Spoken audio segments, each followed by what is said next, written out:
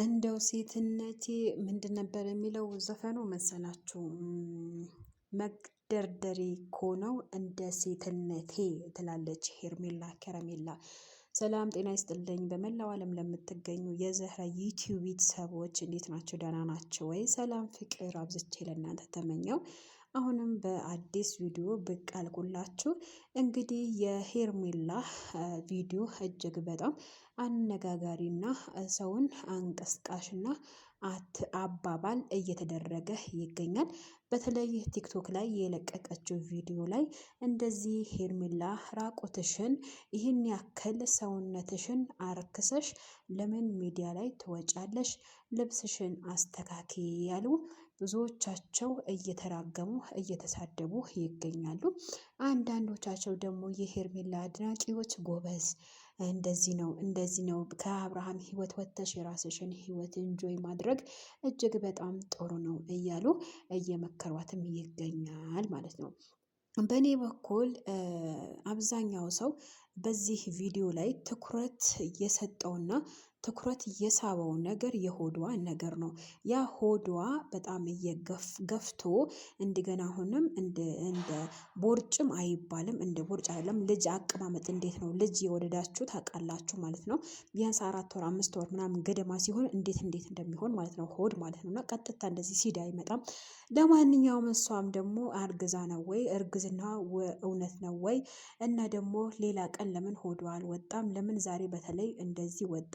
ለምን ማነጋገሪያ ለመሆን ወሰነች? እያሉ አብዛኞቻቸው እየተረጎሙትና በሌላ መንገድ እያዩት ይገኛሉ ማለት ነው።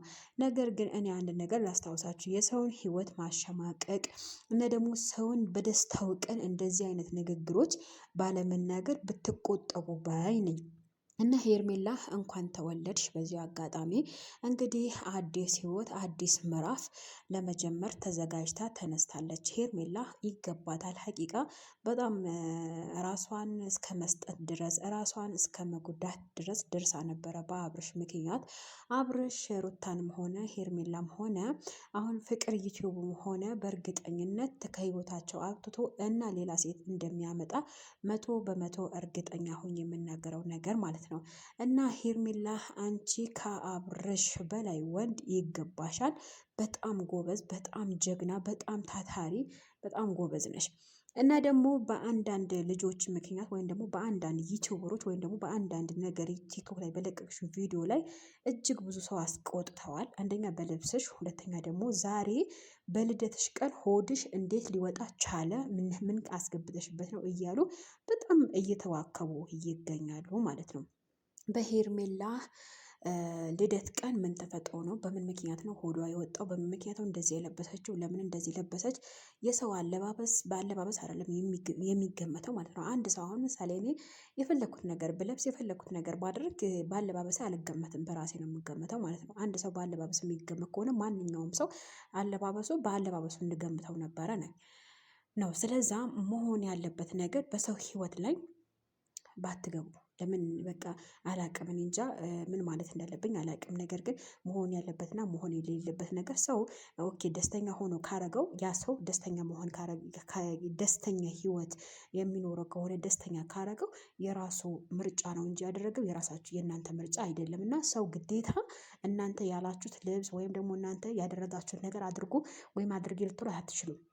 ምክንያቱም እሷ ራሷን ስሜቷ ስለምትከተል የራሷ ነገር ነው እንጂ አሁን ግዴታ እናንተ አሁን ምሳሌ እኔ የለበስኩት ነገር አያምርብሽም ቀይሩ ልትሉኝ ትችላላችሁ። ነገር ግን ግዴታ አይደለም። ምሳሌ ራሴ ከወደኩት ወድጄዋለሁ፣ አረገዋለሁ። አሁን ሄርሜላ ባለባበሷ ብዙ ሰዎች ትኩረት ሰጥተው ብዙ ሰዎች ለምን ራቆትሽ አትሄጂም? እስከ ጭራሹ ለምን አታወልቂውም? ለምን ከፍ አታደርጊውም? ለምን ቂጥሽን አታሳይም? እያላችሁ በጣም ቅስም የሚሰብሩ ቪዲዮዎችም እየተሰሩ ነው ቲክታክ ላይ እና ደግሞ ዩቱብ ላይም ደግሞ አንዳንድ ቲክታክ ላይ የተባለውን ጽሑፍ እየመጡ እየለጠፉ ይገኛሉ ማለት ነው። በነገራችን ላይ በሰው ህይወት ላይ ገብታችሁ የምትበጠብጡና ደግሞ በሰው ህይወት ላይ የራሳችሁን ውሳኔ የምታሳርፉ እህቶች እናንተ አይመለከታችሁ፣ የራሳችሁን ህይወት ኑሩ ነው ብለው በነገራችን ላይ ማለት ነው።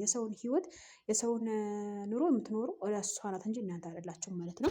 ለማንኛውም በሌላ ቪዲዮ ከሰታለሁኝ። ቤቴን ላይክ ሼር፣ ሰብስክራይብ ያደረጋችሁ ለብዙ ተደራሽነት እንዲኖረው በአክብሮትና በትህትና እጠይቃለሁ። ውዶቼ ወዳችኋለሁ።